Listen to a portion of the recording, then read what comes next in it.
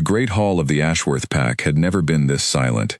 200 wolves stood shoulder to shoulder along the stone walls, and not one of them dared to breathe too loudly, because the woman standing at the center of the room had just placed her hand on the arm of Alpha King Damien Ashworth, and asked him a question that no one in that hall had ever heard asked before. "Do you want me here at all?" Elena Voss did not raise her voice. She did not need to. Her words cut through the hall like a blade through silk, and every wolf present felt the weight of them settle into the floor beneath their feet. Damien did not answer right away. He looked past her, toward the tall doors at the far end of the hall, where a woman named Celine Ashcombe stood in a pale blue gown, her eyes fixed on him, with an intensity that Elena had grown used to seeing over the past 6 months. It was a look that said more than any words could. It was a look that told Elena, again and again, that she was standing in a place that belonged to someone else. "Elena," Damien said finally, "this is not the time." "It is exactly the time," she said. "You have not looked at me once since the ceremony began. You have not spoken my name to a single guest tonight. I have stood beside you for 6 months as your mate, and I have watched you give every piece of your attention to another woman in front of your entire pack. So I am asking you, in front of everyone here, because you will not answer me in private. Do you want me here?" The hall had gone from silent to something heavier, something that pressed against the ribs of everyone standing in it. Even the fire in the great hearth seemed to burn quieter, as if it too were listening. Damien's jaw tightened. He was a powerful man, tall and broad-shouldered, with the kind of presence that made lesser wolves lower their eyes without being told to. He had ruled the Northern Territories for 11 years, since the death of his father, and in that time, he had never once been questioned in his own hall. Not by his generals, not by his council, and certainly not by the small, quiet woman who had been marked as his mate by a bond neither of them had asked for. "You are making a scene," he said. "No," Elena said. "You made the scene. I am simply the first person brave enough to point at it." A ripple went through the crowd. Somewhere near the back, a young wolf named Oliver Grant let out a breath he had been holding for what felt like a full minute. Beside him, his sister Grace pressed her hand to her mouth. No one in the Ashworth pack spoke to the Alpha King this way. No one ever had. Elena reached up and unclasped the pendant at her throat, the silver crescent that marked her as Luna of the Ashworth pack. It had been placed there on the night of the mating ceremony, 6 months earlier, by an elder who had smiled at her with false warmth, while Damien stood 3 feet away, looking anywhere but at her face. "Then give her my place," Elena said, and she held the pendant out toward him, though she did not wait for him to take it. She set it gently on the long table beside them, atop a white cloth, still damp from spilled wine. "I release my claim to the title Luna of this pack. Let it be known, in front of every witness in this hall, that I am no longer bound by duty to stay where I am not wanted." Damien's eyes finally found hers, and for the first time in months, there was something in them that looked like fear, not anger. Fear. "Elena, wait." But she was already walking away. She did not run. She did not hurry. She crossed the length of the great hall at a steady, unbroken pace, and the crowd parted for her, the way water parts for a blade, and no one, not a single wolf in that room, moved to stop her. Celine Ashcombe watched her go with an expression that was difficult to read, somewhere between guilt and relief. Damien stood frozen at the center of the hall, the pendant glinting on the table beside him, and it would be nearly a full minute before he understood that something had just broken that could not easily be repaired. To understand how that night came to be, it helps to go back 6 months, to the evening Elena Voss first arrived at Ashworth Territory, carried by a caravan of wagons from her home pack in the eastern hills. She was 24 years old, the daughter of a respected healer, raised in a modest pack that valued quiet strength over spectacle. She had never expected to be chosen as anyone's fated mate, let alone the mate of the most powerful Alpha King in the northern lands. The bond had announced itself the way it always did, without warning, without permission. Elena had been standing in the market square of her home village when the scent hit her, carried on the wind from a hunting party passing through on pack business. She had turned, and there he was, Damien Ashworth, taller than any wolf she had ever seen, with dark hair and pale gray eyes that fixed on her with a suddenness that made her knees weaken. The bond snapped into place between them like a rope pulled taut. and every wolf nearby who carried even a trace of shifter blood felt it happen. Elena had expected joy. She had expected the kind of stories her grandmother used to tell, about mates who found each other and were changed forever by the discovery, who looked at one another and saw the rest of their lives laid out like a gift. Instead, she watched Damien's face shift from surprise to something closer to dismay, and in that moment, though neither of them said a word, she understood that this bond was not going to be simple. He had not been unkind, not at first. He had done everything correctly, by the letter of pack law. He arranged for her to be brought to Ashworth territory. He held the mating ceremony as tradition required. He gave her the title of Luna and a chamber beside his own in the pack house. But correctness, Elena would learn, was not the same as welcome. The trouble had a name, and that name was Celine Ashcombe. Celine had grown up alongside Damien since childhood. Her father, Alpha Ashcombe, ruled a smaller but well-respected pack to the west, and the two families had been close for generations. Celine and Damien had trained together, hunted together, sat beside each other at 100 pack gatherings before Elena had ever set foot in Ashworth territory. There had been an understanding among the older generation, an unspoken hope that Damien and Celine might one day be paired, uniting the two packs and securing decades of peace between them. The fated bond with Elena had shattered that hope in a single afternoon, and Damien, it seemed, had never fully accepted the shattering. In the weeks after Elena's arrival, she noticed the pattern before she understood its shape. At council meetings, Damien would turn to Celine for counsel, before he turned to his own Luna. At pack dinners, he would seat Celine near him, close enough that their conversation excluded everyone else at the table, including Elena, who sat 2 chairs down, smiling politely, pretending not to notice the way the room's attention followed the two of them like a current. She told herself it was habit. Old friendships did not dissolve overnight simply because a new bond had formed. She told herself that if she was patient, if she proved herself capable and steady, Damien would come to see her as more than an obligation forced on him by fate. She threw herself into the duties of Luna with a determination that surprised even the pack elders. She learned the names of every family in the territory within her first month. She settled disputes between quarreling households with a fairness that earned quiet respect from the pack's oldest members. She worked alongside the healers, using the skills her mother had taught her, tending to injured wolves after border patrols and difficult hunts. The pack noticed her effort. Slowly, cautiously, some of them began to warm to her. An older woman, named Margaret Holloway, who had served 3 generations of Ashworth Lunas as head of the pack house, began seeking Elena out for quiet conversations over tea, offering small kindnesses that felt like the first real welcome Elena had received since arriving. A pair of young pups, twins named Freddie and Nora, took to following Elena around the gardens, delighted by the stories she told them about the healing herbs she grew. But none of that warmth extended to Damien. He was polite to her. He was correct. He asked after her health, inquired whether her chambers were comfortable, ensured she had everything she needed in the material sense. But he did not look at her the way a mate should look at his mate. He did not seek her out in quiet moments.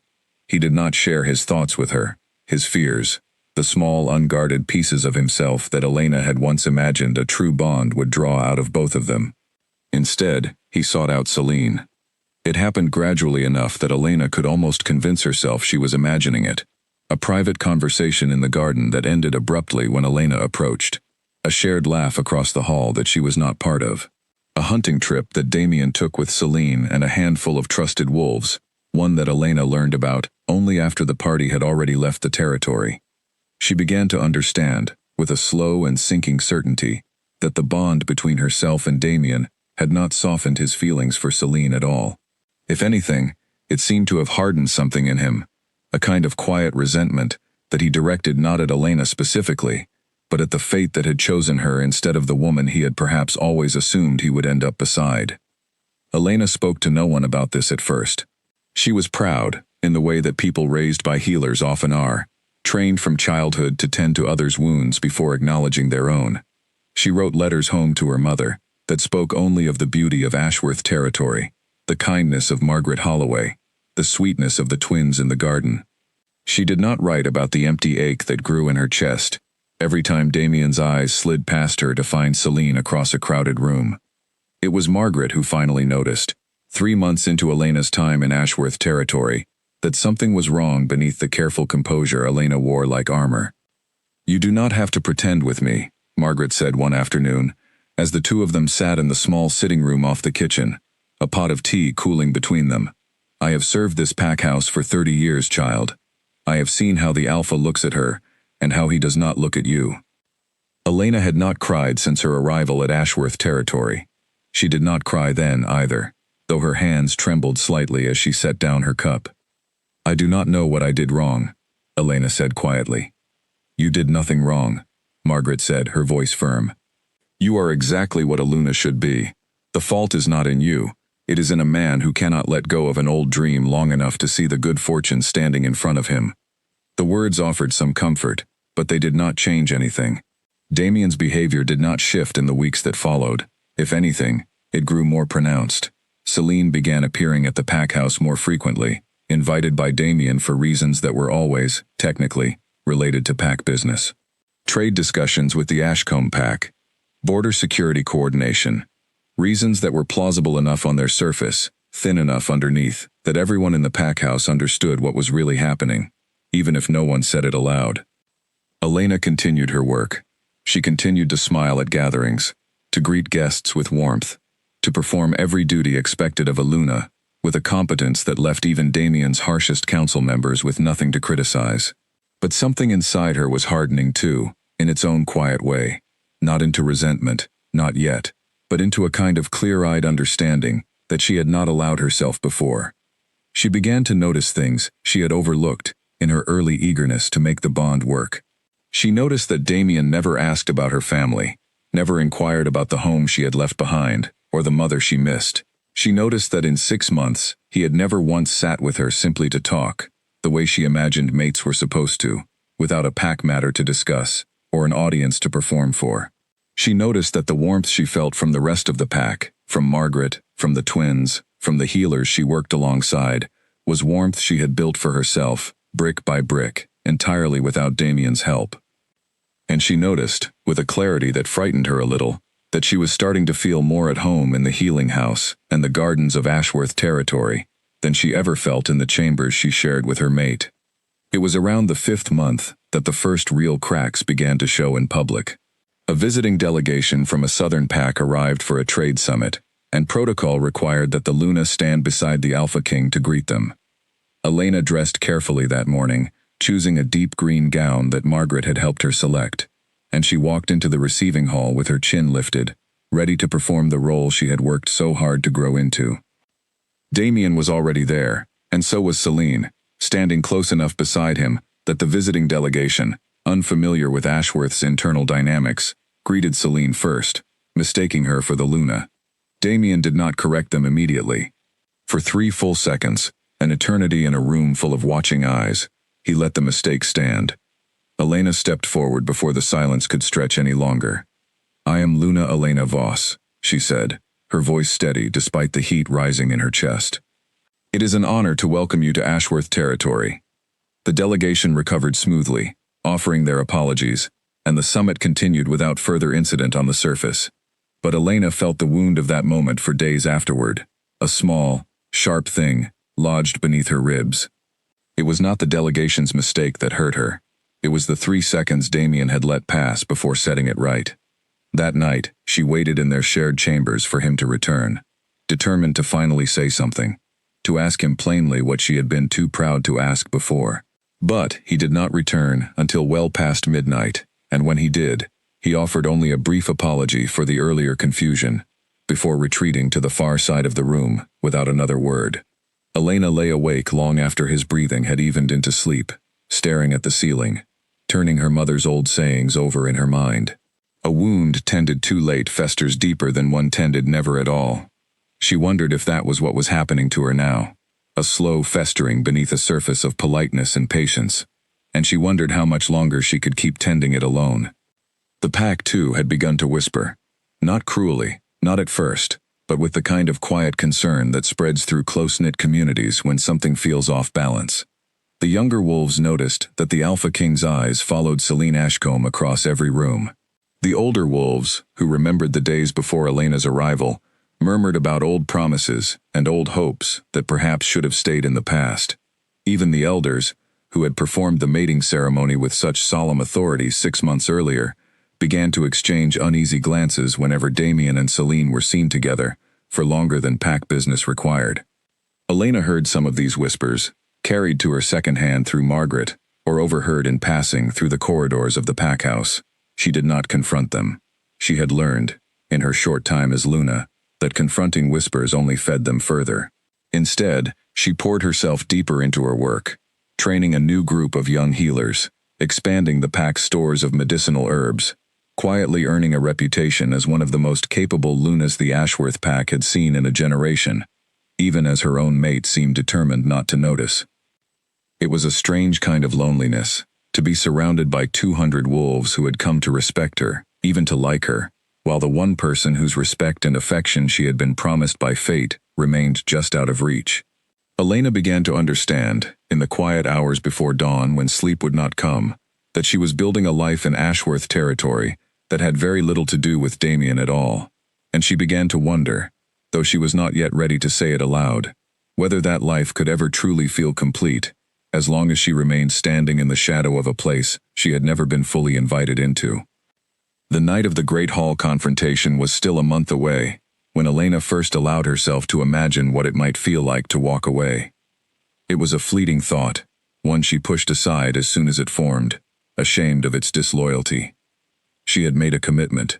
She had accepted a bond that fate had chosen for her, and she believed, with the stubborn hope of someone raised to heal rather than to harm, that patience and steadiness could mend almost anything given enough time. She did not yet know that some wounds require more than patience. She did not yet know that some doors, once left closed too long, teach the person standing outside them how to build a home elsewhere. But she was learning, slowly, one quiet humiliation at a time, and the lesson was carving itself into her, with a permanence that even she did not fully understand yet. What she did know, as she sat alone in her chambers that night, staring at the pendant resting against her collarbone, was that something inside her had begun to shift. The eager young woman who had arrived in Ashworth territory 6 months earlier, determined to earn her place through sheer effort and goodwill, was beginning to give way to someone harder, someone who understood that some things could not be earned no matter how hard one tried, because they had never truly been offered in the first place. And somewhere in the pack house, in a study lined with old maps and older treaties, Damien Ashworth sat awake as well, though he could not have said, if asked, exactly what kept him from sleep. He told himself it was pack business, the endless list of duties that came with ruling the largest territory in the northern lands. He did not let himself examine too closely the quiet unease that settled over him whenever he passed Elena in the corridor and saw the careful, practiced calm on her face, a calm that no longer seemed to reach her eyes. He did not yet understand what that calm was costing her, or what it would eventually cost him. The month that followed would bring that cost into focus, with a clarity neither of them was prepared for. The pack summit fell on a cold morning 3 weeks after Elena had lain awake, turning her mother's sayings over in her mind. Alphas from 4 allied territories arrived at Ashworth Land with their advisors and guards, their wagons rolling through the gates in a long, dust-churning line, and the pack house came alive with the kind of controlled chaos that always accompanied a gathering of this size. Margaret Holloway directed the kitchen staff with the precision of a general. Young wolves polished the great hall's stone floors until they gleamed. Elena spent the morning reviewing seating arrangements and trade proposals with the pack's senior advisor, a steady older man named Walter Pierce, who had served 2 Alpha Kings before Damien, and had grown, over the past months, into one of the few people in the pack house who spoke to Elena as an equal, rather than a formality. "You have done fine work here," Walter told her, as they finished reviewing the final seating chart. "The Southern delegation specifically requested you join the trade discussions this afternoon. They remember your counsel from the spring border dispute." It was a small thing, a passing compliment, but Elena held on to it as she walked toward the Great Hall that afternoon, wearing it like a piece of armor beneath her gown. She had earned that request.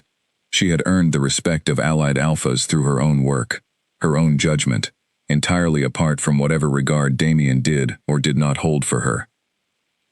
The summit began well enough. Damien presided over the opening discussions with the authority Elena had always known him capable of, addressing questions of trade routes and shared hunting grounds with the calm decisiveness that had made him respected across the Northern Territories. Elena sat at his left, contributing where her expertise was needed, and for the first hour, she allowed herself to hope that perhaps, in front of these visiting alphas, Damien might finally treat her the way a Luna deserved to be treated.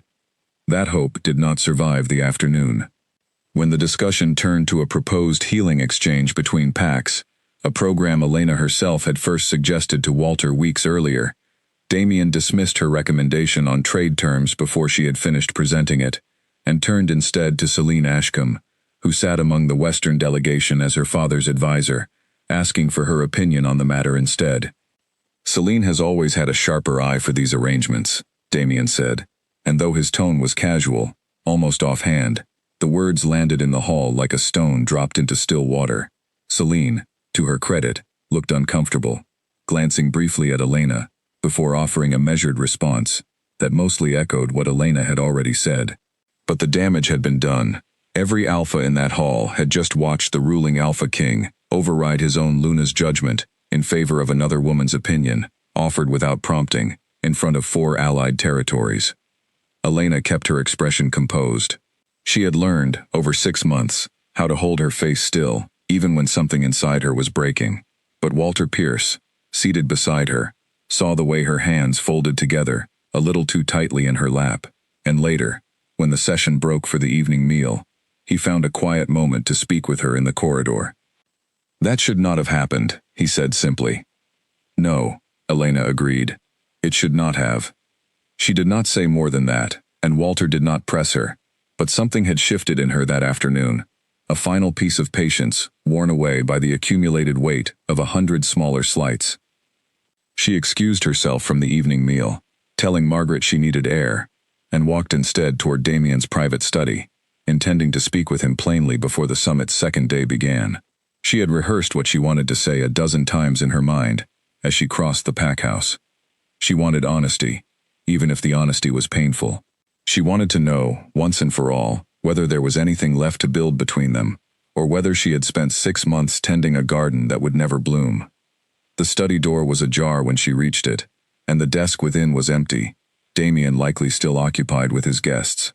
Elena stepped inside, intending to leave a note asking him to find her when the summit's obligations allowed, and it was there, on the corner of his desk, half tucked beneath a stack of trade ledgers, that she saw the folded parchment bearing the seal of the pack elders. She should have left it alone. She would tell herself that, later, in the quiet aftermath of everything that followed. But something in the careful way the letter had been folded, the way it had been placed just out of casual view, drew her hand toward it before her better judgment could stop her. The letter was dated 3 weeks earlier. It was written in Damien's own hand, addressed to the Council of Elders, and it requested, in careful, formal language, a review of the mating bond that tied him to Elena Voss. It cited an obscure provision in old pack law, one that allowed a bond to be reconsidered under rare circumstances if both parties could demonstrate the union caused significant harm to pack stability. It went on, in language that grew less careful the further it went, to suggest that Celine Ashcombe, given her lifelong ties to Ashworth territory and her established relationship with the Alpha King, would better serve the role of Luna, strengthening the alliance between the 2 packs in a way that the current bond had failed to achieve. Elena read the letter twice. She did not cry. She felt, instead, a strange and terrible stillness settle over her, the kind of calm that comes after a long fever finally breaks. Every quiet humiliation of the past 6 months arranged itself suddenly into a clear and simple pattern. The averted eyes, the unfinished conversations, the 3 seconds of silence in the receiving hall. None of it had been carelessness, or old habit slow to fade. It had been intention, dressed up as habit, so that no one, including perhaps Damien himself, would have to name it plainly. She folded the letter and set it back exactly as she had found it, and she walked out of the study with the same steady composure she had carried for 6 months, though everything beneath that composure had just rearranged itself into something new. She did not confront him that night. She told herself she needed time to think, though in truth, she had already made her decision somewhere in the silence of that study, in the space of the few seconds it took to read her own quiet erasure, written out in her mate's own hand. She returned to the summit's remaining sessions the following day, with the same professionalism she always carried, offering counsel where it was needed, greeting the visiting alphas with warmth, giving no outward sign of what she now knew. But she watched Damien differently after that. She watched the way his shoulders relaxed whenever Celine entered a room, the way they never quite relaxed the same way around her. She watched the small, unconscious habits of a man who had already, in his own mind, begun making room for someone else, even before the elders had answered his request. And she understood, with the same clarity that had settled over her in the study, that she was not going to spend one more month pretending not to see what had been true for a very long time. The summit concluded on the third day with the usual formalities, farewell feasts and parting agreements, and the visiting delegations began their departures the following morning. It was that evening, once the pack house had emptied of guests and returned to its ordinary rhythm, that the confrontation finally came. Elena had not planned to raise the matter in the great hall. She had intended, in fact, to speak with Damien privately, to give him one final chance to explain himself before she decided what to do with what she now knew. But fate, or perhaps simply the accumulated weight of 6 months of silence, had other plans. She found him in the great hall that evening, surrounded by a smaller gathering of pack members, celebrating the summit's successful conclusion. Celine was there as well, seated close beside him, laughing at something he had said, her hand resting briefly on his arm, in a gesture so casual, so practiced, that it was clear this was not the first time such a gesture had passed between them. Something in Elena, some final thread of restraint that had held for 6 long months, gave way at the sight of it. She crossed the hall, and the conversation around Damien faded, as the pack members present sensed, with the instinct of creatures who had spent their lives reading the moods of a room, that something significant was about to happen. She placed her hand on his arm, not gently, and asked the question that would echo through Ashworth territory for years afterward. "Do you want me here at all?" The rest unfolded exactly as it had at the beginning of this story. The silence, the averted eyes, the public dismissal disguised as caution, the pendant, unclasped and set upon the table. The 4 words that would haunt Damien Ashworth for far longer than he could have imagined in that moment. Then give her my place. And Elena Voss, calm and unhurried, walked out of the great hall, and into a night she had not yet fully planned for, carrying with her nothing but the clothes on her back, a small satchel of healing supplies she had gathered from instinct rather than intention, and a certainty, hard-won and unshakable, that whatever came next, it would not be 6 more months of being seen, and yet somehow never truly seen at all. Behind her, the great hall remained frozen in stunned silence for a long moment, before it broke into a low, urgent murmur, 200 voices trying to make sense of what they had just witnessed. Margaret Holloway, who had been clearing dishes near the kitchen entrance, set down the tray in her hands, and moved toward the doors Elena had just passed through, though she stopped short of following, understanding somehow that this was not a moment for anyone to chase after. Walter Pierce found Damien still standing at the center of the hall, the pendant catching the firelight on the table beside him, and though the older advisor said nothing at first, the look on his face carried its own quiet judgment, one that Damien would remember long after the hall had emptied and the fire had burned down to embers. "Go after her," Celine said quietly, and there was something in her voice that surprised everyone still listening, a note of genuine concern that had nothing to do with her own position in the events that had just unfolded. "Damien, go after her now." But Damien did not move, not for a long while, caught in the strange paralysis of a man who had spent 6 months assuming there would always be more time to fix what he had not yet allowed himself to fully see was broken. By the time he finally crossed the hall and pushed through the tall doors into the cold night air, calling Elena's name into the darkness beyond the pack house, there was no answer but the wind moving through the pines, and no trace of the woman who had walked away with a steadiness that suggested she had, in some quiet corner of herself, been preparing for this moment for far longer than anyone around her had realized. He searched the grounds until well past midnight, first alone, then with a handful of trusted wolves who had noticed his absence and joined him without question. They found nothing.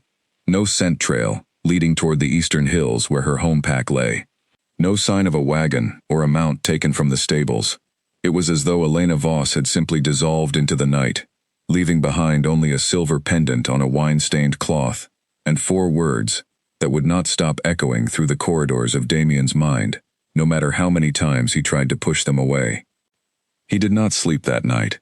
He sat instead in his study, the same study where the letter to the elders still lay half-hidden beneath a stack of trade ledgers, and for the first time in 6 months, he allowed himself to look directly at what he had been avoiding for far too long.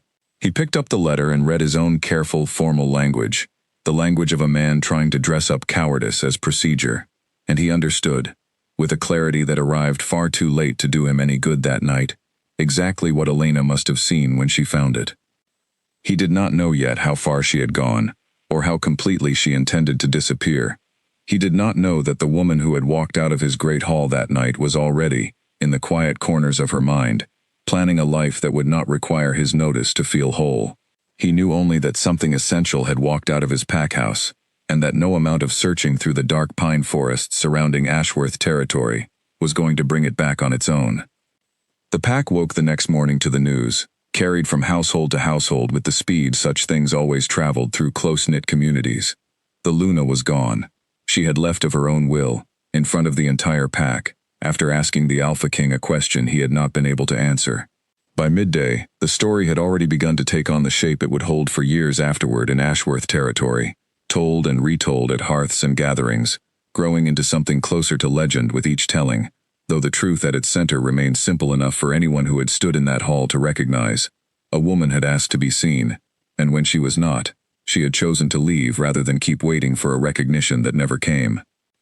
Damien Ashworth, Alpha King of the largest territory in the northern lands, spent the days that followed in a state his advisors had never witnessed in him before, a distracted, hollowed-out quiet that made even the most routine pack business feel like wading through deep water. He sent trackers along every road leading from Ashworth territory. He sent messages to Elena's home pack in the eastern hills, only to receive word back that she had not returned there, that her mother knew nothing of her whereabouts and was, by the tone of the returning letter, deeply frightened for her daughter's safety. He did not yet understand that Elena had planned her disappearance with more care than anyone gave her credit for, that the quiet months of humiliation had taught her something about patience and preparation that would serve her well in the weeks ahead. He did not yet understand that the woman who had walked out of his great hall was not running blindly into the night, but walking, with steady and deliberate steps, toward a life she intended to build entirely on her own terms. He would learn all of this eventually, but not soon, and not easily, and by the time he did, the cost of his 6 months of careless inattention would have grown into something far larger and far more difficult to repair than he could have imagined, on that cold night when he stood alone in the great hall, staring at a silver pendant, finally understanding, far too late, exactly what he had lost. Elena had not run blindly into the forest that night, though anyone watching from the pack house windows might have believed exactly that. She had walked with purpose toward the old trade road that wound south from Ashworth territory, a route she had learned during her early months as Luna while reviewing border maps with Walter Pierce. She knew that road led, after 2 days of steady travel, toward a stretch of contested land where several smaller packs lived independent of the larger territorial alliances, answering to no Alpha King, governed instead by councils of their own choosing. She had thought of this place before, in the quiet, ashamed moments when she allowed herself to imagine leaving. She had never expected to actually walk that road. Not really. Not until the letter on Damien's desk had made the decision for her, in a way that 6 months of small humiliations never quite had. There was something clarifying about seeing one's own erasure written out in careful, formal handwriting. It stripped away all the excuses she had been making, all the patient hopes she had been nursing, and left only the plain fact of the matter. She was not wanted, and she did not have to stay somewhere she was not wanted. She traveled through the first night on foot, moving quickly through the pine forest that bordered Ashworth territory, her senses alert for any sign of pursuit. She did not shift, not yet, worried that the change might leave a scent trail easier to follow than her human footsteps through the soft, needle-covered ground. By dawn, she had put a considerable distance between herself and the pack house, and she allowed herself a brief rest beside a narrow stream, drinking from cupped hands and eating a small portion of dried meat she had thought, with strange foresight, to pack into her satchel weeks earlier, back when the idea of leaving had still felt like an impossible fantasy, rather than a plan taking shape. It was on the second day, as she crossed into the contested southern lands, that she encountered the wolves who would change the course of her life more than she could have anticipated. A small hunting party, 4 wolves in their shifted forms, caught her scent near the edge of a wide meadow and approached with the careful, measured caution of creatures unsure whether they were meeting a threat or a traveler in need of help. Elena raised her hands slowly, showing she carried no weapon, and spoke in the calm, steady voice she had learned to use during her months settling disputes in Ashworth territory. "I am not here to cause trouble," she said. "I am looking for the pack that governs this land. I have skills as a healer, and I am hoping to find a place where those skills might be useful." The wolves exchanged a look among themselves, some silent communication passing between them, and then one shifted back into human form. A woman with close-cropped auburn hair and sharp, assessing eyes, who introduced herself as Ivy Rowan, second in command of the Thornfield pack. "A healer traveling alone through contested land," Ivy said, studying Elena with open curiosity. "That is either very brave or very desperate. Which is it?" "Perhaps both," Elena admitted. Ivy laughed, a short, genuine sound that put Elena more at ease than she expected. "Come with us, then. Our healer is old and tired, and has been asking for someone to take over her duties for the better part of a year. If your skills are as good as your courage, you may find yourself welcome here." The Thornfield pack was smaller than Ashworth territory, perhaps 60 wolves in total, spread across a stretch of hill country that bordered a wide river valley. They lived without an alpha king, governed instead by a rotating council of respected elders and skilled leaders, a system that struck Elena, in her first weeks among them, as refreshingly different from the rigid hierarchy she had known her entire life. Here, respect was earned through demonstrated skill and consistent contribution to the community, not inherited through bloodline or granted through a bond that had never truly been honored by the person who received it. Elena did not tell the Thornfield pack the full story of who she was or where she had come from, not at first. She introduced herself simply as Elena, a healer from the Eastern Territories seeking a new place to settle, and the pack, true to the openness that seemed to define their community, did not press her for more than she offered. She began working alongside their aging healer, a sharp-tongued but deeply knowledgeable woman named Agnes Thornfield, whose family had founded the pack 3 generations earlier, and within weeks, Elena's skill had earned her a genuine and unhurried respect that felt entirely different from anything she had experienced in Ashworth territory. There was no pretending here, no performing for an audience that had already decided, in some quiet corner of collective opinion, that she did not truly belong. The Thornfield pack simply watched what she could do, and judged her accordingly, and what they found, week after week, was a healer of genuine skill, a steady and thoughtful presence, who settled easily into the rhythms of their community. News of the disappearance of the Ashworth Luna traveled slowly through the independent territories, filtered through trade caravans and traveling merchants who carried stories along with their goods. It reached Thornfield territory nearly 3 weeks after Elena's arrival, by which point she had already begun to feel, for the first time in nearly a year, something close to peace. Ivy Rowan was the one who brought her the news, finding Elena in the small healing house Agnes had begun sharing with her, tending to a young wolf's injured leg. "There is a story moving through the trade routes," Ivy said carefully, watching Elena's face as she spoke, "about a Luna who walked out of the Ashworth pack house in front of 200 witnesses, after asking her Alpha King a question he could not answer. They say she vanished into the night and has not been seen since." Ivy paused. "The description matches you rather closely, Elena, if that is even your real name." Elena set down the bandages she had been preparing. She had known, of course, that this moment would come eventually, that she could not remain a mystery to the people who had taken her in with such open generosity. She owed them the truth, and perhaps, in some quiet way, she had been waiting for someone to ask, so that she would finally have permission to say it aloud. "My name is Elena Voss," she said, "and yes, I was the Luna of the Ashworth pack, until 6 days ago, when I decided I would rather have nothing than continue having a place that was never truly mine to begin with." She told Ivy the whole story then, the bond that had announced itself without asking either of them, the 6 months of quiet exclusion, the letter she had found on Damien's desk requesting a review of their mating bond so that Celine Ashcombe might take her place. Ivy listened without interrupting, her expression shifting from surprise to something harder, something that looked almost like anger on Elena's behalf. He requested a review of the bond, Ivy repeated slowly, while you were still living in his pack house, still performing every duty of Luna, still believing there was something worth fighting to save? Yes, Elena said simply. Ivy shook her head, a slow, disbelieving motion. The Northern Pack speak of Damian Ashworth as though he is the finest Alpha King to rule in a generation. Strong, fair, decisive. I confess, I am having difficulty reconciling that reputation with the man you have just described. He is those things, in matters of pack business, Elena said. I do not doubt his skill as a leader, but there is a difference between leading a pack well and treating the person beside you with the respect she deserves, and he never seemed able to hold both at once. Ivy considered this for a long moment, before speaking again. Whatever happens next, Elena, you should know that you are welcome to stay here for as long as you wish. The Thornfield Pack does not care about titles you held elsewhere, or bonds you left behind. We care about what you bring to this community, and in 3 weeks, you have already brought more than most newcomers manage in a year. The words settled into Elena in a way that surprised her with their weight. It was, she realized, the first time since arriving in the northern lands nearly a year earlier that anyone had offered her a place without conditions attached, without the shadow of a bond or a title determining her worth.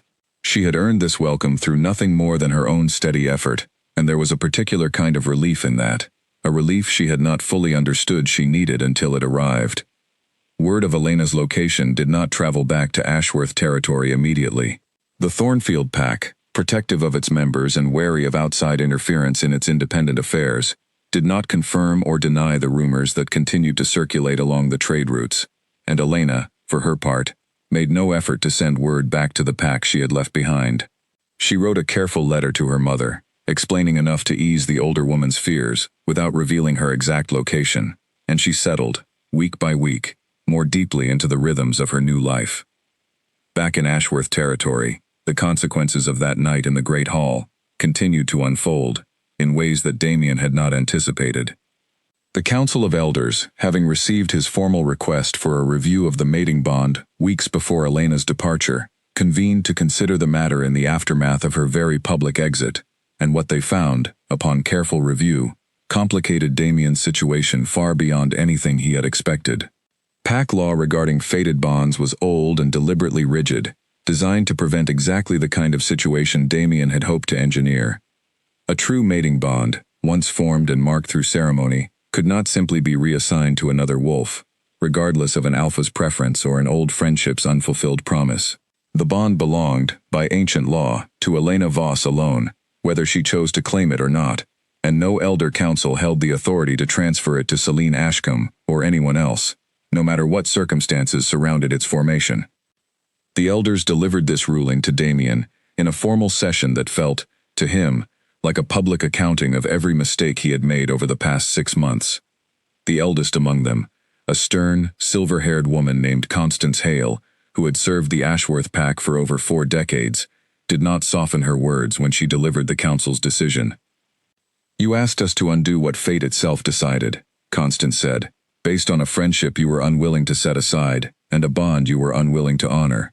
We cannot grant what you have asked, Alpha King, and even if we could, I confess I would not wish to.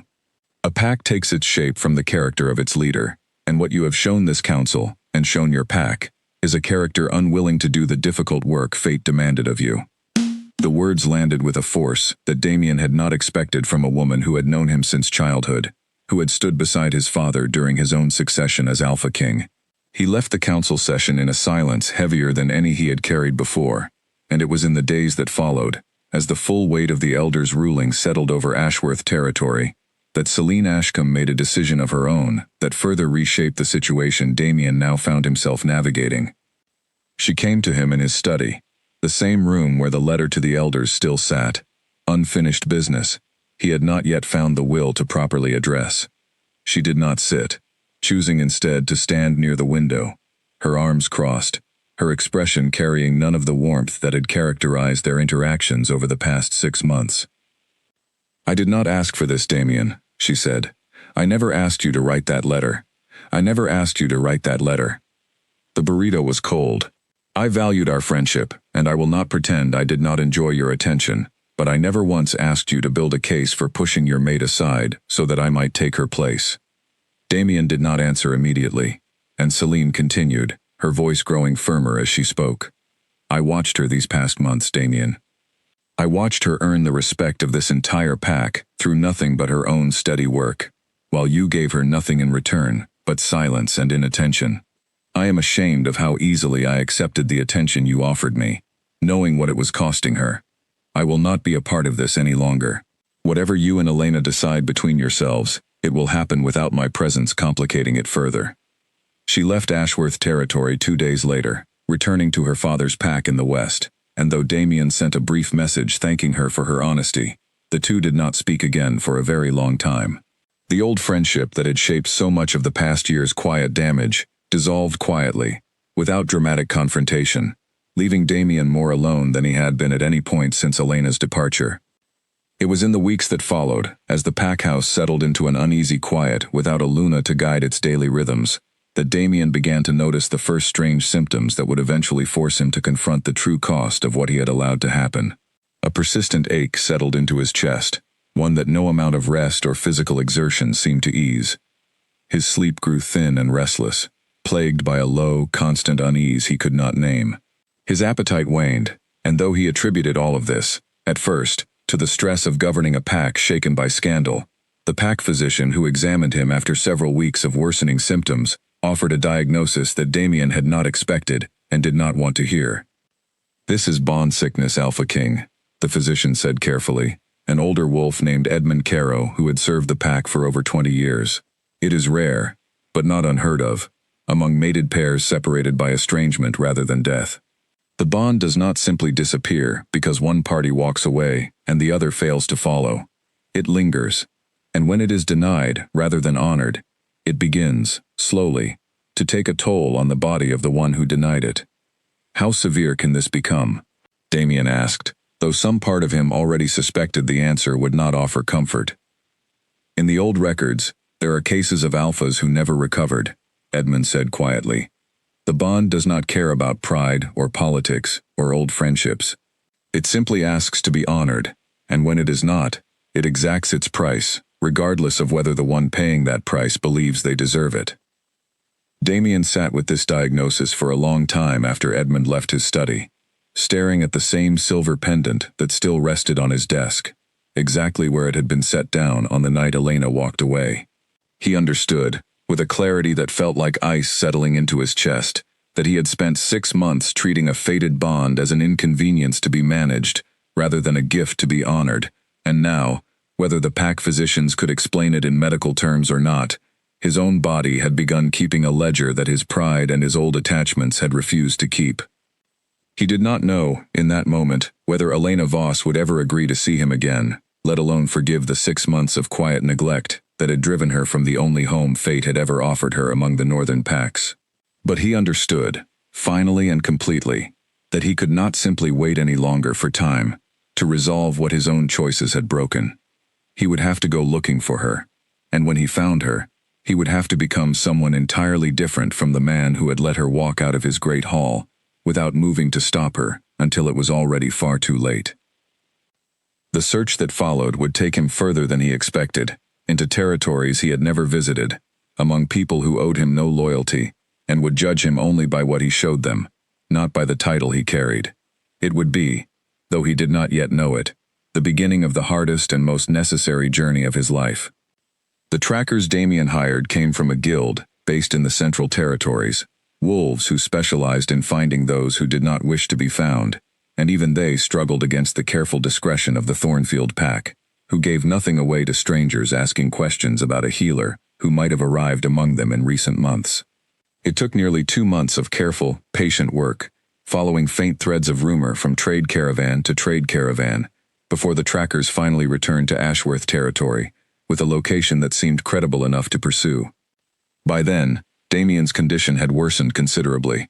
The ache in his chest had grown into something closer to a constant, low burning, and there were mornings he woke feeling as though he had not slept at all, his body heavy with an exhaustion that no amount of rest seemed to touch. Edmund Caro monitored his condition with growing concern, adjusting what remedies he could offer, though he was honest with Damien about the limits of what medicine alone could accomplish. The body listens to the bond more closely than it listens to any tonic I can prepare, Edmund told him plainly. If you intend to recover fully, Alpha King, you will need more than rest and herbs. You will need to resolve what stands broken between you and your mate, in whatever way that resolution takes shape. Walter Pierce, who had taken on an increasing share of the pack's daily governance as Damien's condition worsened, was the one who finally convinced him to act on the tracker's findings, rather than continuing to send messages that went unanswered. You cannot govern this pack from a sickbed, Damien, Walter said bluntly, during one of the rare moments the two men spoke without an audience present. And you cannot expect a woman who left in the middle of the night, alone, with nothing but a satchel of herbs, to simply return, because you have finally decided to notice she is gone. Go to her. Whatever she says to you when you arrive, at least you will have shown her that you were willing to make the journey yourself, rather than sending others to do it for you. Damien left Ashworth territory 3 days later, traveling south with a small, unmarked party, deliberately leaving behind the trappings of his title. He wore plain traveling clothes rather than the fine garments that marked an Alpha King, and he instructed his companions to introduce him, if asked, only by his given name. He did not want to arrive at Thornfield territory trailing the weight of his position, not after everything that title had failed to protect during the 6 months Elena had spent hoping he might finally see her clearly. The journey took 4 days, longer than it should have given his weakened condition, and by the time his party crossed into the hill country that marked the edge of Thornfield land, Damien was pale and unsteady, leaning more heavily on his mount than he wanted to admit. It was Ivy Rowan who intercepted them at the border, flanked by 2 other Thornfield wolves, her expression guarded and assessing as she took in the small, plainly dressed party, requesting passage into her pack's territory. "State your business," Ivy said, though something in the careful way she studied Damien's face suggested she already suspected who he was. "I am looking for someone," Damien said. "A healer. Her name is Elena Voss. I believe she may have found refuge among your pack." Ivy's expression did not change, but the silence that followed stretched long enough to confirm what Damien had already begun to hope. "And if she has," Ivy said carefully, "what business would the Alpha King of Ashworth territory have with her that could not have been settled before she was forced to walk 2 days through contested land to escape it?" The bluntness of the question struck Damien harder than he expected. "I have come to apologize," he said, "and to ask her forgiveness, though I understand I have no right to expect it. I have also come because I am dying, slowly, from a sickness the pack physician tells me can only be eased by resolving what I broke between us. But I did not come only for my own sake. I came because I owe her an accounting of the past 6 months that I should have offered long before she ever felt the need to leave." Ivy studied him for a long moment, weighing something in her mind that Damien could not read. "She has built a good life here," Ivy said finally. "A life she earned entirely on her own, without your name or your title attached to it. If you have come expecting her to simply return to being your Luna, because you have finally arrived to ask, I will turn your party around myself, and send you back the way you came." "I expect nothing," Damien said, and he meant it, though the words cost him more than he expected to admit. "I only ask the chance to speak with her, and to show her, in whatever way she will allow, that I understand what I failed to give her, and that I am prepared to change in whatever way is required to earn even the smallest measure of her trust again." Something in his tone, or perhaps in the visible weight of his condition, seemed to satisfy Ivy's assessment, and after a long moment, she nodded once. "I will take you to her, but whatever happens next is her choice entirely, Alpha King. You will not press her, and you will not use your title or your position to try to compel an outcome she does not freely choose." "Agreed," Damien said, and Ivy turned to lead his party into Thornfield territory. Elena was working in the healing house when Ivy found her, mixing a poultice for a young wolf recovering from a hunting injury, her hands steady, and practiced in a way that had become second nature over the past 2 months. She did not immediately register the small commotion outside the healing house door, too absorbed in her work, and it was only when Ivy stepped inside, her expression carrying a weight Elena had not seen from her before, that she looked up and felt a strange, immediate certainty settle over her before Ivy had said a single word. "There is someone here to see you," Ivy said carefully. "Damien Ashworth. He says he has come to apologize, and that he is unwell, Something about a bond sickness the pack physician believes only you can ease. I told him it was your choice entirely whether to see him at all. Elena set down the poultice she had been preparing, her hands surprisingly steady despite the sudden roaring in her ears. 2 months. She had allowed herself to believe, in the quiet, growing peace of her new life, that she had left that chapter behind her entirely, that the ache of those 6 months in Ashworth territory had begun to fade into something manageable, something that no longer had the power to unsteady her so completely with a single sentence.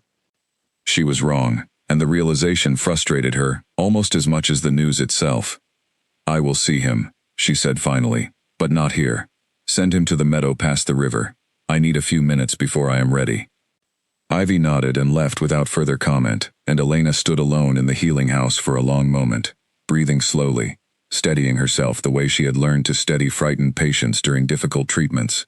She thought of the 6 months of silence, the letter on his desk, the 3 seconds of hesitation in the receiving hall. She thought of the peace she had built here, brick by brick, entirely on her own, without needing his notice to feel complete. And she reminded herself, firmly, that whatever Damien Ashworth had come to say, she did not owe him the version of herself that had once hoped so desperately for his attention. She walked to the meadow past the river, with her chin lifted and her expression carefully composed, and when she saw him waiting there, pale and visibly unsteady, leaning against a fence post, as though standing unaided, required more effort than he could easily manage, something in her chest tightened, despite her best efforts to keep it still. "You look unwell," she said, and it was not the greeting she had planned, but it was the truth, and the truth seemed as good a place as any to begin. "I am told it is bond sickness," Damien said. "Edmund says the body does not simply let go of a fated bond because pride or old attachments demanded it be ignored. It keeps its own accounting, whether we intend to honor it or not." Elena crossed her arms, keeping several careful feet of distance between them. "And you have traveled 2 months to tell me this, because you wish me to feel sorry for you?" "No," Damien said, and there was something raw in his voice that Elena had never heard from him before, not once in the 6 months she had shared his home. "I have traveled 2 months, because I owe you an apology I should have given long before you ever felt forced to leave, and because I finally understand, far too late, exactly what I threw away when I let you walk out of that hall, without moving to stop you, until there was nothing left to stop." Elena said nothing for a long moment, studying his face, searching for whatever performance she had grown so accustomed to reading beneath his words during their 6 months together. She did not find one. What she found instead was a man who looked, for the first time since she had known him, genuinely and completely undone. "I read the letter," she said finally, "the one you sent to the elders. I know what you asked them, and I know why you asked it."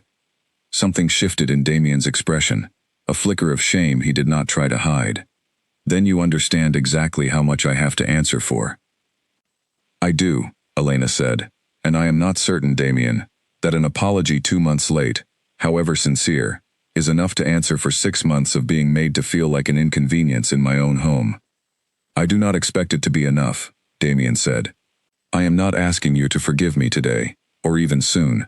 I am only asking for the chance to show you, through actions rather than words, that I understand what I failed to give you, and that I am prepared to spend as long as it takes proving I have changed, if you will allow me even that small chance." Elena studied him for a long moment, the ache in her own chest surprising her with its persistence, despite 2 months of careful, deliberate healing. She thought of Margaret Holloway's words, spoken so long ago in that small sitting room off the kitchen. "The fault is not in you." She thought of the peace she had built here, and the fear, sharp and immediate, that allowing him back into her life at all might unravel everything she had worked so hard to construct. "You may stay," she said finally, "on Thornfield land, under Thornfield rules, for as long as Ivy and the council permit it. But you will not stay as an alpha king expecting deference, and you will not stay assuming that time spent near me is the same as trust rebuilt. If you wish to prove you have changed, you will have to do so the way everyone else in this pack has earned their place, through work and patience and time, without any title to smooth the way." "Then that is what I will do," Damien said, and something in his voice, some quiet, unfamiliar steadiness, told Elena he meant it more fully than she had expected. Neither of them could have known, standing in that quiet meadow, with the river running low and steady beside them, that within the week, Thornfield territory would face a threat that would test exactly how far Damien's newfound resolve could carry him, and that the coming danger would reveal, more clearly than any apology ever could, whether the man standing before her had truly begun to change, or whether old habits would reassert themselves the moment real difficulty arrived. The threat announced itself 4 days later, in the gray hour before dawn, when a young Thornfield scout named Colin Ashby burst into the pack hall with blood on his sleeve and urgency in his voice that pulled every wolf within earshot from their beds. A group of armed raiders, wolves exiled from their own territories for crimes serious enough to earn permanent banishment, had crossed into the eastern edge of Thornfield land overnight, striking a small outlying farmstead and making off with livestock and stored grain before vanishing back into the hill country. They took the Bennett family's entire winter stores, Colin reported, breathing hard as Ivy Rowan and the pack council gathered quickly in the hall. 3 families are without enough food to see them through the season now, and the raiders left tracks suggesting there are at least a dozen of them, well armed and moving with purpose. Elena had followed the commotion from the healing house, still in her sleeping clothes with a shawl thrown hastily over her shoulders, and she found Damien already present in the hall, standing near the back of the gathered crowd, listening with an intensity that surprised her given how new he still was to this community and its troubles. The Thornfield Council debated their options with the practical urgency of people who had faced hardship before, but rarely a threat of this organized scale. The pack's own fighting strength was modest, perhaps 20 capable wolves who could be called upon for defense, and the raiders, by Colin's account, appeared to be seasoned and desperate, a combination that made them considerably more dangerous than an ordinary territorial dispute. "We will need every capable hand if they return," Ivy said grimly. "And based on the pattern of the attack, striking an outlying farmstead first, testing our response before committing to anything larger, I believe they will return, likely within days, once they have confirmed how thin our defenses truly are." It was Damien who spoke next, stepping forward from where he had been standing quietly at the back of the hall. "I have commanded defense actions against raiders before, in Ashworth territory. If your council will permit it, I would like to offer what knowledge I have, not as an alpha king, asking for authority here, but as an extra set of hands and experience for whatever defense you decide to mount." The council exchanged glances, and Ivy, who had grown to respect the quiet, diligent work Damien had put in over the past 4 days, helping repair fences and clear irrigation channels alongside the pack's ordinary laborers without complaint or expectation of special treatment, gave a slow nod. "We will hear what you have to offer." Damien's counsel proved sound. He suggested a coordinated watch system along the eastern border, staggered patrols that would make it far more difficult for the raiders to strike without warning a second time, and he offered to lead the training of a small group of younger Thornfield wolves in defensive tactics he had learned commanding Ashworth's own border patrols over the years. Elena watched this unfold from the edges of the hall, surprised by the steadiness and humility with which he offered his knowledge, careful never to overstep, always framing his suggestions as options for the council to accept or reject, rather than orders to be followed. The days that followed were tense ones, the entire pack operating under a heightened watchfulness that touched every corner of daily life. Elena found herself working longer hours in the healing house, preparing supplies in case the coming confrontation resulted in injuries, and it was during these long, anxious days that she began to see, in small and unguarded moments, glimpses of a Damien she had never encountered during her 6 months in Ashworth territory. She saw him carrying water for an elderly pack member without being asked. She saw him sitting with a group of frightened children whose parents had been called to border duty, telling them steady, calm stories to ease their fear, rather than dismissing their worry as beneath his attention. She saw him working alongside Colin Ashby late into the evening, patiently teaching the young scout defensive techniques, without a trace of the impatience or distraction that had characterized so much of his behavior toward her during their 6 months together. "He is trying," Ivy observed one evening, finding Elena watching from the healing house doorway, as Damien helped repair a section of fencing damaged in the initial raid. "Whether it is enough, only you can decide. But I confess, Elena, I did not expect him to work this hard without complaint or expectation of recognition." "Neither did I," Elena admitted quietly. The raiders returned on the 7th night, exactly as Damien and Ivy had predicted, striking under cover of darkness with a force considerably larger than their first exploratory attack. The Eastern Watch, alerted by the staggered patrol system Damien had helped establish, caught sight of the approaching raiders well before they reached the heart of Thornfield territory, and the alarm horn sounded across the hills with a note that sent every capable wolf scrambling toward defensive positions. Elena, stationed at the healing house with Agnes to prepare for casualties, felt her heart pound with a fear sharper than any she had experienced since arriving in Thornfield territory.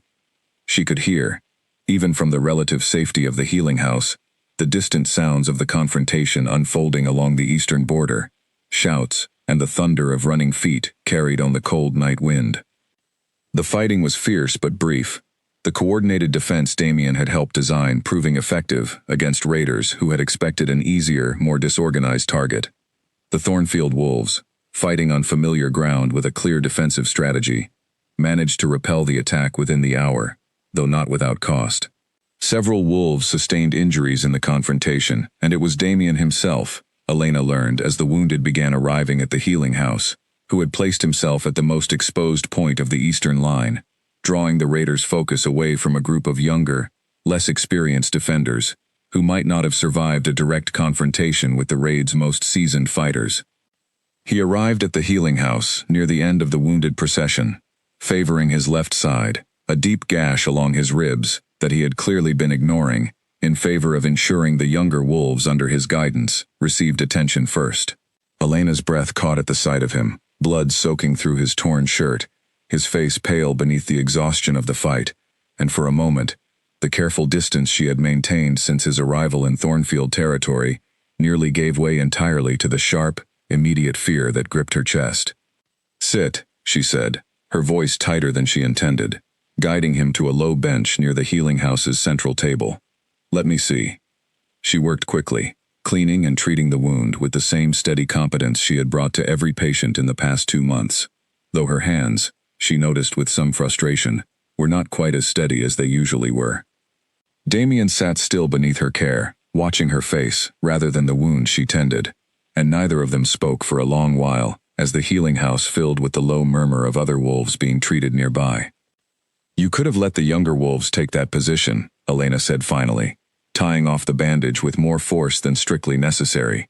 "You did not need to place yourself at the most dangerous point of the line."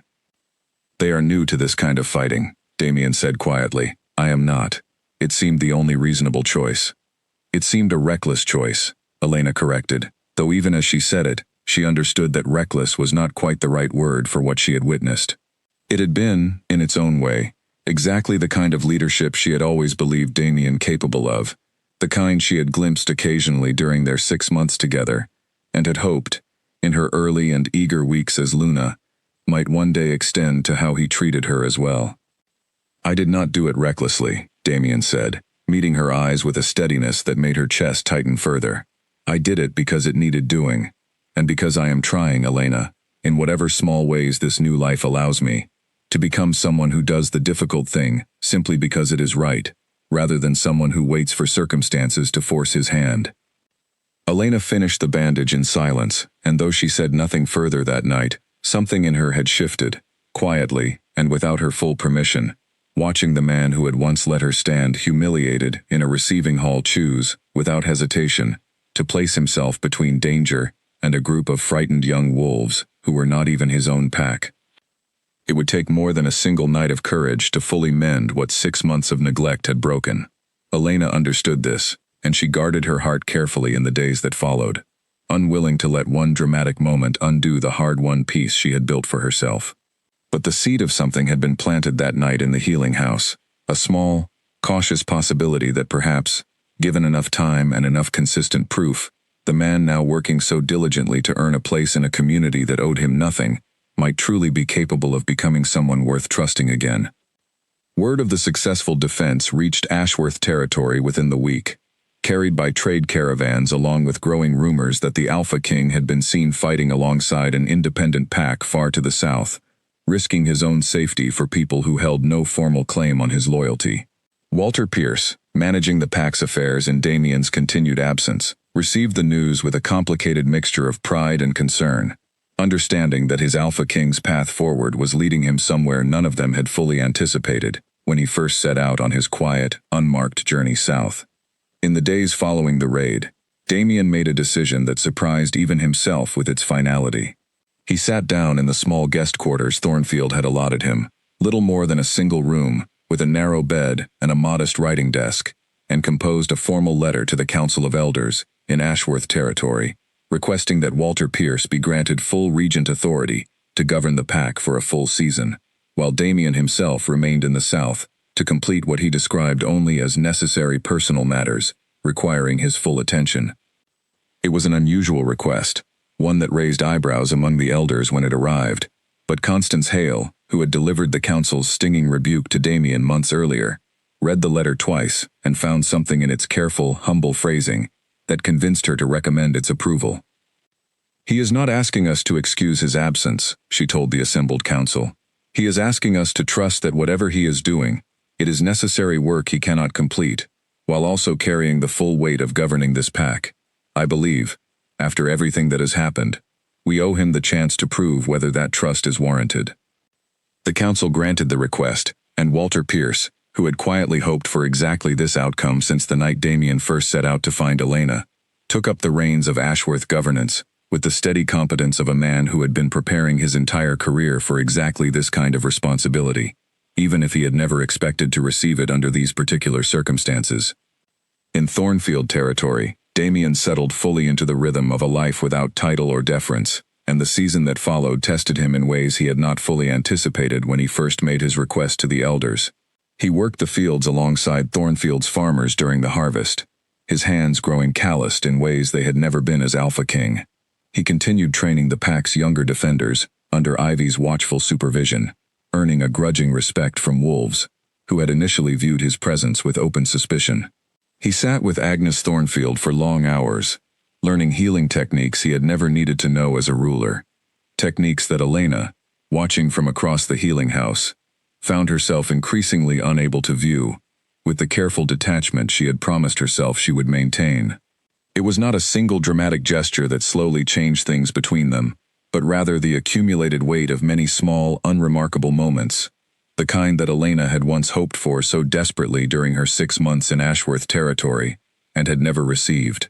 Damien remembered, without being asked, that she took her tea without honey, unlike most of the pack. He noticed when she was tired before she said so, and quietly took on additional healing house duties without expecting thanks. He asked about her mother, about the home she had left behind in the eastern hills, and listened with genuine attention to her answers, filing away details he clearly intended to remember rather than forget. Slowly, cautiously, Elena allowed herself to soften, though she remained careful never to mistake small kindnesses for complete transformation. She had learned, during her 6 months as Ashworth's Luna, how easily hope could curdle into disappointment when it was extended too quickly, too fully, without sufficient proof to justify the risk. The proof, when it finally came, arrived in a form none of them expected. Nearly 2 months into Damien's season of service, word reached Thornfield Territory that the raiders who had struck their eastern border were regrouping, drawing additional exiled wolves into their ranks, and preparing for a larger, more organized assault, one intended not merely to steal supplies, but to seize Thornfield Territory outright and claim it as a lawless stronghold, beyond the reach of any allied pack's justice. Their leader, a scarred and ruthless wolf named Garrick Vane, had grown bold in the aftermath of his failed first attack, gathering nearly 40 raiders under his command and setting his sights on a strike timed to coincide with the coldest, harshest week of the coming winter, when Thornfield's defenses would be stretched thinnest by the demands of simply surviving the season. The Thornfield Council convened an emergency session upon receiving this news, carried by a trader who had encountered Garrick's growing force while passing through the contested lands to the east.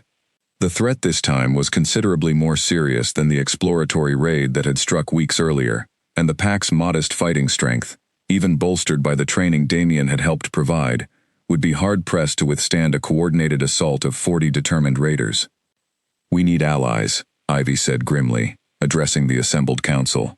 "Or we need a defensive strategy, sound enough to hold against superior numbers, because I do not see how 20 of our wolves, however well trained, withstand 40 raiders, intent on taking this territory by force." It was Damien who spoke next, and what he proposed sent a ripple of surprise through the gathered council. "Send word to Ashworth Territory," he said. "I will write to Walter Pierce myself, requesting reinforcements. Ashworth has fighting strength enough to spare a contingent, and though I have set aside my title here, I have not set aside my responsibility to use whatever influence remains to me in service of people who need it." "You would call on your own pack's forces to defend a territory that owes Ashworth nothing?" Ivy asked, studying him carefully. "I would call on them to defend people who have shown me more honest welcome in 2 months than I managed to extend to my own mate in 6, Damien said quietly. "If that is not reason enough to ask for aid, I do not know what is." The letter went out that same night, carried by Thornfield's fastest riders, and while they waited for word of whether Ashworth reinforcements would arrive in time, the pack threw itself into frantic preparation, reinforcing defensive positions, stockpiling supplies, and training every capable wolf in whatever combat skills the limited time allowed. Elena worked alongside Agnes through those tense days, preparing the healing house for what both women feared would be a night of significant casualties, and it was during one of the rare quiet moments between preparations that Damien found her, sitting alone near the healing house's back window, staring out at the darkening hills with an expression of carefully controlled fear. "You should rest," he said gently, settling onto the bench beside her, careful to leave a respectful distance between them. "Whatever comes, you will need your strength for it." "I keep thinking of the last raid," Elena said quietly, "of you arriving at the healing house, with blood soaking through your shirt. I do not know that I can bear watching that happen again, on a larger scale, without knowing whether everyone I have come to care for in this place will still be standing when the fighting ends. I cannot promise you that everyone will be safe," Damien said honestly. "I wish I could, but I can promise you that I intend to do everything within my power to see this pack through whatever comes, because I have learned, these past 2 months, what it means to belong somewhere, through earned trust, rather than inherited title, and I am not willing to lose that easily." Elena studied his face in the fading evening light, searching, as she had searched so many times since his arrival, for some trace of the careless inattention that had once defined him. She did not find it. What she found instead was a man who had, through slow and consistent effort, become someone genuinely different from the Alpha King, who had let her walk out of his great hall without moving to stop her. "I am afraid," she admitted quietly, the words costing her something to say aloud. "Not only of the raiders. I am afraid of how much it would hurt me now if something happened to you." The admission hung in the air between them, fragile and unguarded, in a way that neither of them had allowed themselves to be since Damien's arrival in Thornfield territory. He reached out slowly, giving her every chance to pull away, and when she did not, he took her hand gently in his own. "Then let that fear be proof," he said quietly, "that whatever grew broken between us has not stayed broken entirely. I do not ask you to trust me fully, not yet, but I am glad, Elena, more than I know how to say, that some part of you still cares whether I come back from what is coming." They sat together in the gathering dark, hands joined, neither speaking further, as the pack around them continued its frantic preparations for the battle that would arrive within days and would test, in ways neither of them could fully anticipate, everything that had grown quietly and carefully between them across 2 long months of patient, unhurried rebuilding. The Ashworth reinforcements arrived on the 4th day, a company of 30 seasoned fighters led personally by Walter Pierce, who had insisted on riding south himself, rather than entrusting the mission to a subordinate commander. Their arrival brought a wave of relief through Thornfield territory, though it did little to ease the tension that had settled over the pack in the days leading up to Garrick Vane's promised assault. Walter found Damien near the eastern border, overseeing final preparations to the defensive line, and the 2 men clasped forearms in the manner of old comrades, rather than ruler and advisor. "You look well, for a man reported to be dying of bond sickness some months ago," Walter observed, taking in Damien's weathered but steady appearance. "I am healing," Damien said simply, slowly, and in ways I did not expect. Walter's gaze traveled briefly toward the healing house in the distance, and something in his expression suggested he understood exactly what, or rather who, had contributed to that healing. "The council sends their regards, and their hope that whatever work you are doing here proves worth the season you have spent away." Ashworth territory manages well enough under my direction, but the pack asks after its Alpha King more than you might expect. Tell them I am not yet finished with this work, Damien said, but that I intend to return to them a better leader for having done it. The combined defense that Thornfield and Ashworth mounted together over the following 2 days was formidable, drawing on Damien's tactical knowledge, Ivy's intimate familiarity with the territory's hill country, and the disciplined strength of Walter's fighters to construct a defensive position that gave Garrick Vane's raiders considerably less advantage than they had anticipated when they set their sights on Thornfield's supposedly thin defenses. The assault came at dawn on the 5th day, exactly as scouts had warned. 40 raiders, descending from the eastern hills, in a coordinated strike aimed at Thornfield's most vulnerable approach. What they found instead was a defense far stronger than the exploratory raid weeks earlier had suggested, a combined force of Thornfield and Ashworth wolves, holding disciplined positions along carefully chosen ground that favored the defenders at every turn. The confrontation that followed was tense and demanding, stretching across the better part of the morning as Garrick's forces probed for weaknesses in the defensive line, only to find each attempt met with coordinated resistance. Elena remained at the healing house throughout, her hands steady despite the fear that had not fully left her since her conversation with Damien days earlier, treating the wounded as they were brought back from the shifting line of engagement, her mind straining constantly toward news of how the confrontation was unfolding. It was Ivy who eventually brought word, arriving at the healing house in the early afternoon, with a weariness that spoke of a difficult morning, but a face that carried, unmistakably, the shape of good news beneath the exhaustion. "It is over," she said, sinking onto a bench near the door. "Garrick Vane is captured, his forces scattered or surrendered. Your Alpha King's tactics held the line exactly as he promised they would. Is he safe?" Elena asked, the question leaving her before she could soften it into something less transparent. Ivy's expression gentled with something close to sympathy. "He took a wound, but nothing severe. He is walking back now, under his own strength, though I suspect he will want your particular attention regardless." Elena did not wait for further explanation. She left the healing house at a pace just short of running, and when she found Damien making his way back across the eastern fields, favoring one leg but otherwise steady, the relief that flooded through her was sharp enough to nearly buckle her knees. "You are hurt," she said, reaching him and taking in the shallow wound along his thigh, with the practiced eye of a healer, though her hands, when they reached for him, trembled with something that went well beyond professional concern. "It is minor," Damien said, though he did not pull away from her touch. "We held the line, Elena. Thornfield is safe. Garrick Vane will trouble no territory again, north or south." Elena helped him back toward the healing house, and it was there, as she cleaned and treated the wound with hands that had finally stopped trembling, that Damien spoke the words he had been carrying since the quiet evening they had shared days earlier, hand in hand, watching the sun set over hills that had, over 2 long months, come to feel like something worth defending together. "I do not ask you to return to Ashworth territory as my Luna out of duty or old bonds," he said quietly, watching her work. "I have spent 2 months trying to become a man worth trusting again, and I understand that whatever answer you give me now, it must be entirely your own choice, made freely, without the weight of fate or obligation pressing upon it."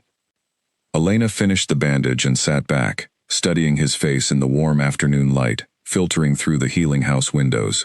She thought of the woman who had walked out of the great hall 6 months earlier, proud and wounded, and finally done with waiting to be seen. She thought of the 2 months that had followed, the slow, careful rebuilding of trust, through 1,000 small, unremarkable acts of consistency, rather than one grand gesture. She thought of the fear that had gripped her these past days, sharp and undeniable, fear that had told her, more honestly than any careful reasoning could, exactly how much this man had come to matter to her again. "I have built a life here that I am proud of," she said slowly, "a life that has nothing to do with your title, your pack, or the bond fate forced upon us both. I will not give that up entirely, Damien. I will not become, again, a woman defined only by her place beside you." "I would not ask you to," Damien said. "Whatever you choose, Elena, whatever shape our life together takes if you allow it to continue at all, I intend to make certain you are never again made to feel that your worth depends on my attention. You have taught me, these past 2 months, watching you build something entirely your own, Exactly what I failed to understand before. A true partnership does not diminish either person within it. It makes both of you larger than you could be alone. Elena was quiet for a long moment, weighing the words against everything she had witnessed over the past 2 months. The fence repairs, and the patient hours with frightened children. The wound taken defending a line for people who owed him nothing. The steady, unglamorous work of a man determined to prove his change through consistency, rather than declaration. "I will return to Ashworth territory," she said finally, "but not as the woman who left. I will return as Luna, in truth as well as title, with equal voice in every matter of pack governance, and I will keep a hand in the work I have built here as well, traveling between the 2 territories as often as I am needed in each. If you can accept a partnership built on those terms, Damien, then yes, I will come home." The relief that broke across Damien's face was unguarded in a way Elena had never witnessed from him before, and when he reached for her hand this time, she did not hesitate to give it.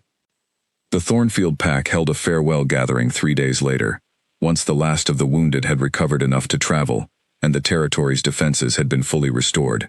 Ivy Rowan embraced Elena with a warmth that spoke to 2 months of genuine friendship, built on equal footing. "You will always have a place here," Ivy said. "Not because you need it, but because you earned it, the same way you earn everything." Agnes Thornfield, pressing a satchel of rare healing herbs into Elena's hands, offered gruffer but no less sincere words. "Do not let that Alpha King forget what he owes you, girl, and come back to visit an old woman before she grows too stubborn to remember your name." The journey north took 4 days, and Elena and Damien traveled it together, not as strangers bound by an unwanted fate, but as 2 people who had rebuilt, through difficult and deliberate effort, something neither of them had believed possible during the dark months of misunderstanding that had defined their first year. They spoke freely during the journey, about small things and large ones, about the home she had left behind in the eastern hills, and the years he had spent learning to rule, before he had learned, far more slowly, how to truly partner with someone. Ashworth territory welcomed its returning Luna with a celebration that stretched across 2 full days, the pack having heard, through Walter Pierce's careful accounts, enough of what had transpired in the south to understand that the woman returning to their great hall was not the same uncertain young healer who had arrived nearly a year earlier, nor the wounded woman who had walked out into the night 6 months later. She returned as someone who had built her own strength entirely apart from the title she now reclaimed, and the pack, sensing this change, offered her a welcome that felt, for the first time, entirely genuine. Margaret Holloway wept openly when Elena crossed the packhouse threshold, pulling her into an embrace that lasted long enough to draw gentle laughter from the gathered crowd.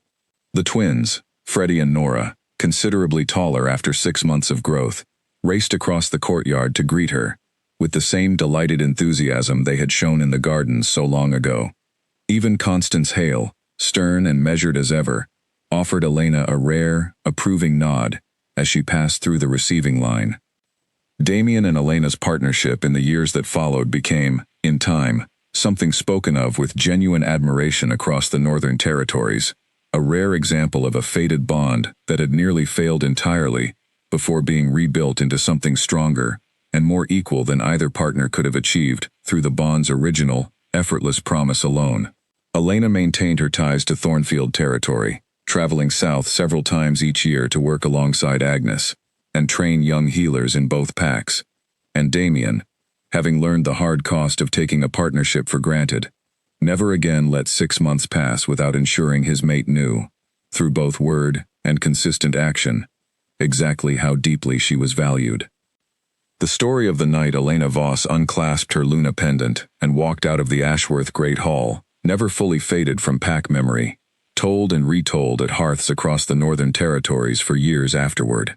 But it came, over time, to be remembered not as a story of a marriage nearly destroyed, but as a story of what became possible when one person refused to accept less than she deserved, and another finally learned, through hard and humbling work, what it truly meant to earn the place beside her.